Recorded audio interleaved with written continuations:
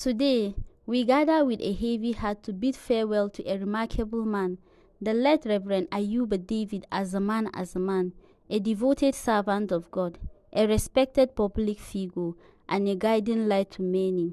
His passing on May 30, 2025, marks the end of a profound chapter in the story of faith, service, and leadership in our community.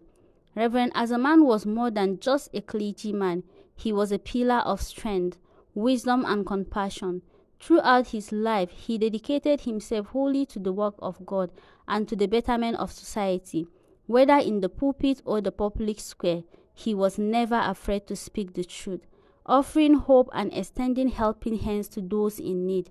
Among the many tributes shared today, His Excellency Jonathan Asake offered a heartfelt condolences, reflecting on Reverend Hazaman's enduring legacy and deep sense of loss felt by all.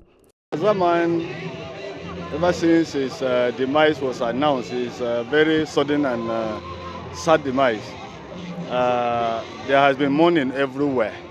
Hazaman is not just restricted to Kaduna. Hazaman is being mourned all over the nation. And this is because of what he stood for, what he lived for, and what he died for.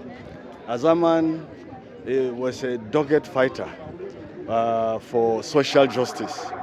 Hazaman was a man who stood in the defense of his faith, and he stood against anything that was not true, and he will stand by it. Once he knows that something is not true, he will stand and defend the truth.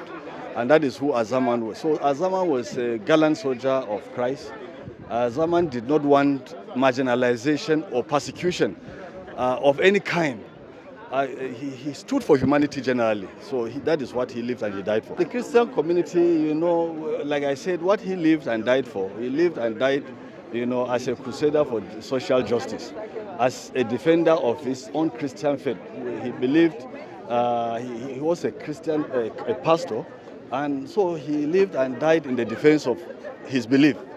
And so he hated marginalization. So we call on all people that knew Hazaman and tested of his life to leave the legacy he left behind. And that legacy is that to continue to ensure that society becomes a peaceful place for everybody, irrespective of our belief, irrespective of our ethnicity, irrespective of whatever we stand for, that we are all human, and that if we live in peace with one another, then we make the world a better place. And that is what Hazaman will wish to see.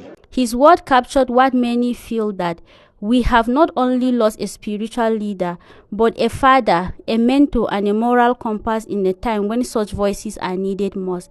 May his soul find eternal rest in the arms of the Lord he served so faithfully. I'm Rahil Lagarba, reporting live for Elenza TV.